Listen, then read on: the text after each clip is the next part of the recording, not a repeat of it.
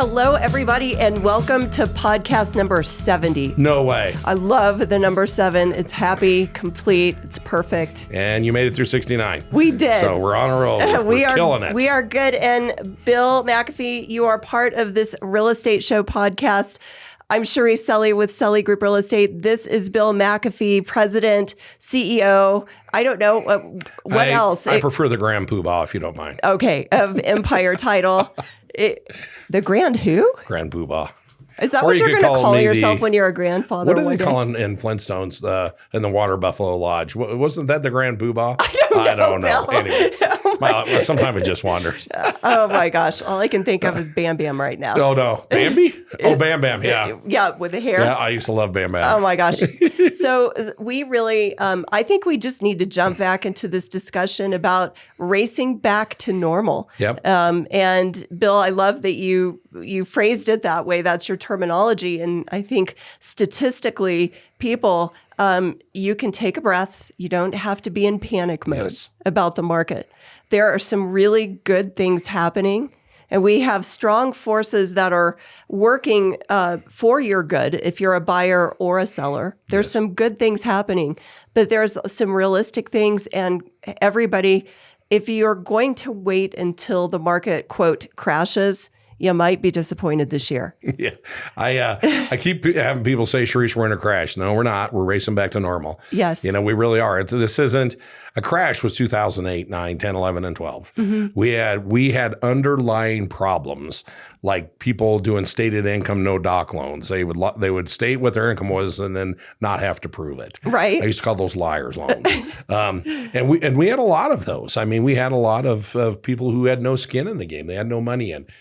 This time it's totally different. Over the last 5 or 6 years, way over 50% of the loans have been conventional. Right. Which means we're from 5 to 20% down.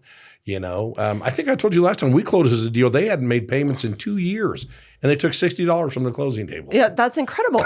Well, and if you think about it, though, also this hyperbolic appreciation that we did experience is part of why that happened. Is that right? Well, when you think about from 20 to 21, it was 18.6%. So if I bought a $500,000 house, you know, by the end of 21, it was worth almost $600. Wow. And let's say I put 20% down. Yep. So the house became worth $600. I only had really $400 in it because I put 20% down. That house would have to drop in value $200,000 for me to have to bring money to the table. And that's not happening, people. And if you're waiting for that day, I don't think it's in this current time. No, this is not going to be a repeat of 2008. I will tell you, and especially foreclosures up. I'm going to scare everyone. They're up 500%. That means they went from 100 the year before up to 600 for El Paso County. For El Paso County. Okay. And what makes me laugh about that? Our normal range is about 1,000 to 1,500. Wow. So we're still way under. Yeah. So no, I don't believe people have too much equity in these properties. Unemployment, we're still not losing jobs. So we're going to see some foreclosures. It'll be, for those people who get a divorce, health issues, and some maybe because of job loss. But I just don't see it. As far as short sales, I don't think it's going to be anything like that was. No. Because there's too much equity. So that's not the market I'm personally chasing anyway, because I think that it's smart. Not in the center. I'm smarter. Well, no, I mean, there was enough of that going on in the former, crash time. And I see that people have equity. They have a lot going for them, even if this year is more of flatlined as far as appreciation. I think that what people have had, unless they're trying to sell in the last, if they bought a home maybe in the last 6 months or something, that might be a whole different story. Right. But if you bought a few years ago, you're pretty good. If you bought 8, 9, 10, 11, 12, 13, 14, 15, 16, 17, 18, 19, 20, 21, except for late 21, you're just fine. I think you could make a song about this, Bill. I could. You almost did it. I can't count like that again. Well, and I think it's interesting because I was reading an article that NAR put out talking about home prices have surged 42%, and this is nationally, over the last 3 years. Right. So on average, the last 3 years, 42% appreciation. So that's why we're not seeing this crash. No. We're also seeing lower inventory. even than we typically have in this county. Absolutely. There's the underlying fundamentals of this thing are nothing like they were in 2008, 9, 10, 11, and 12. It's just not. Yeah. I mean, the builders back then, a lot of them were using the 80-20s, 80% first, 20% second. No one brought any cash in the game. And when I thought you were about to say like 80% framed and the 20% unframed. Just let it fall apart. That's what I do. That's my business model. So go back, 80-20. So an 80% first deed of trust and a 20% second. And, and the people didn't bring any cash in. So if they're 100% financed and the market is still going down, I mean, that's a whole different scenario. Yes. So if we flatline, people, if you buy, don't have the mindset that you can now buy and have equity in a year. Absolutely. I think that's the thing that buyers have to balance out in their thinking. And it wasn't real. Right. I mean, if it was fun. I mean, we had a great time. It was like we were in Disneyland with the Fast Pass. Yes. Well, you just got your Fast Pass jerked away from you. Right. But we're just going to regular, maybe Knott's Berry Farm now. It's still fun. and hey, you don't have inner ear issues because you are on the roller coaster now. That's right. Or going in flips or whatever. You won't be hurling a hot dog later on because you went on the ride. So can we say that? No, Bill, you can't. Take it out. I don't think they're going to edit it out. I don't think they will. So as far as the National Association of Realtors, the latest quarterly housing report shows that home price growth is cooling. Mm-hmm. Okay, so we know that. Yep. It's cooling. And I mean, that goes to say even locally here in El Paso County, the median price has stabilized between December and January. It went up 0.9%. So we're at $445,000 for the median. Right. The average price home went up over $25,000. Right. It went way up, actually 7% from $490 to $525, and that is because the higher end homes brought that average up. But really, we're kind of just creeping by as far as we're not drastically going low, but we're just staying now more in the centrum of the median home price. If you were to ask me like where we're going to be, I truly believe comparing 22 to 23 will be flat. There might be a little bit of an increase, but I don't think it's going to be much, which is very different than the 18.6% we had the year before. Okay. And the 15.5% we had the year before that. Yes. But again, those weren't real. That's not. But if you take those 3 years, if you take a flat year and two 15s, you're still. Absolutely. I mean, come on. That's still pretty good odds, you right? know what? I love it. I mean, because really, if you look over a 15 to 20 year run, just pick anything, typically real estate's at about 3 to 4% here in El Paso County. So it's over that long run, that's typically what it is. So we had a good time. We did. We had a good run, but we're not going to be in the craze. Let's talk a little bit more about the national market because I think it's just interesting to hear some of the fringe stuff that happens. Right. So some areas of the South this last year, at the end of the last year, still got double-digit appreciation. So I think everybody just wants to be warm, So Florida and the Carolinas. I was going to say Florida's huge. People are moving there. In droves. Yes, they are. And so Sarasota went up 19.5%. Yeah. So that kind of defies the odds of what we're seeing here in this market at the moment. Yep. And among the very top state that had the most cities with the most depreciation, I don't know, I'm sure you're going to guess it. Depreciation? New York. Nope. Oh, really? No. California. Yeah. Okay. Yeah. That'd be my two. I knew you would get it in at least. Eventually. Yeah. So California had the most. Well, and it's interesting. If you look at them, they are depopulating right now. Yeah. People are moving out. They're coming here. They're here going to Texas. Right. Yep. So, I mean, if we're averaging out, and Bill, you've said it before in former podcasts, but explain the average income earner here in Colorado Springs. And this is from data census. It's about 1.5 years, 2 years old. So I don't have the most recent. Okay. But the household income in El Paso County is about $72,000. And so if you look back when we started hitting that $500,000 mark, when rates started going to like 3.5-ish, 4, what you needed an income of about $72,000 to buy that house. So I think the locals got priced out 1.5 years ago. Yeah, I really do. I mean, it's, you used to have people coming down from Denver and Castle Rock. You still have people coming from the East Coast, West Coast, bringing in a lot of money. But as far as the locals, and here's another thing I project is is I really think for the average buyers to buy, with rates are 5.5 to 6.5, the only thing that can happen is home prices to come down. Yeah. Because if you can't, no one's going to buy. Right. But they're not really coming down that much because I say we still have a supply shortage. Yep. And we still have people coming in from a lot of other states that can afford the buy. And I totally agree with you. Here's I wanted to show you just super quick on the median and average sales prices.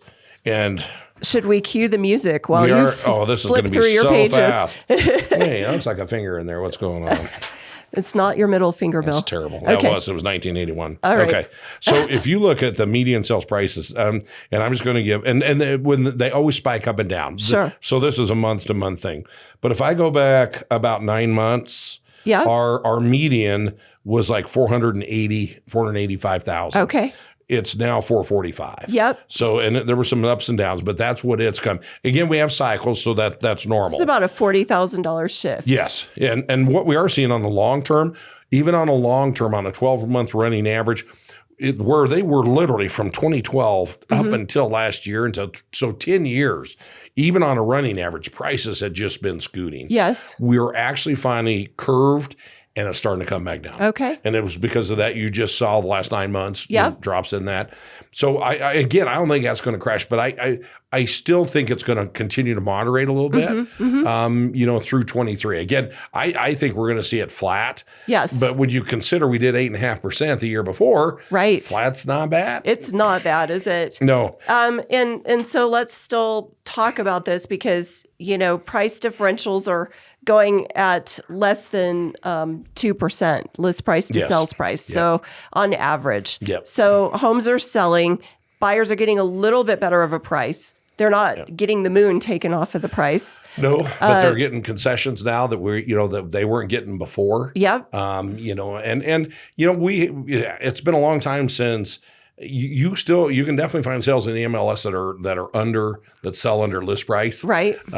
You can. Yeah. It seemed like for a while it was almost impossible to have that happen. Right. Remember we were going 50, 60, 70,000 above list price there. Yes. That was a normal day. Yeah. That was a normal day. Yep. So, Bill, inventory, though, is still only at a couple of months' supply as of the date of us recording this. And one interesting thing, my friend Ben Day over at Sotheby's sent me a stat from a title company in Denver. Right. Denver's inventory, as of shooting this podcast for this week, it's less than 1 month supply. That's amazing. So I think something also is, because that supply is down and we tend to follow Denver. Denver's a little bit ahead of us, but then it seems like it hits this way. Right. So it'll be interesting to see if the supply here goes under that 2 months, on average, because Denver has now. Right. And I don't know what the national looks like or what they're getting. We're at about 1.32 right now. Yep. Is where we're at. Okay. Is in our market. But again, we got down to 6 days. It was 0.3. Yep. And so we're still it's gone up, but we're still below what norms would be. Again, I still say this is a seller's market. Yes. I still do. And I still think it's going to be a decent year. You're not going to be paying $70,000 above list price. That's the blessing for buyers. Yes. Truthfully. So I think it's just a time where everything has to steady out at some point. Yep. And I really appreciate that is happening. People can make literally sober-minded decisions. Absolutely. Yeah. Like for you, when you get done showing a house, you can actually come out and actually put the lockbox back together. Exactly. And not be attacked. Yeah. Truthfully. And you get to spend more than 15 minutes looking at it. Right. And we don't lock out the other agents and, push send on the iPad while you're in the house at this point. I mean, it's so good that people can think. And honestly, sellers, you have to give, but the thing that you also have to realize is that you're still getting. Yes. You give, but you're getting more than you may have ever gotten in previous times of historically buying a home imagine before. if you'd have bought it in 2010, 2014. Right. Yeah, it's just incredible how much your house has gone up. It's so true. Yeah. And in Colorado, so I did see this statistic, and I think it's interesting. Colorado Springs average time frame for a homeowner to own a house. Can you take a guess at how many years? 2 to 5.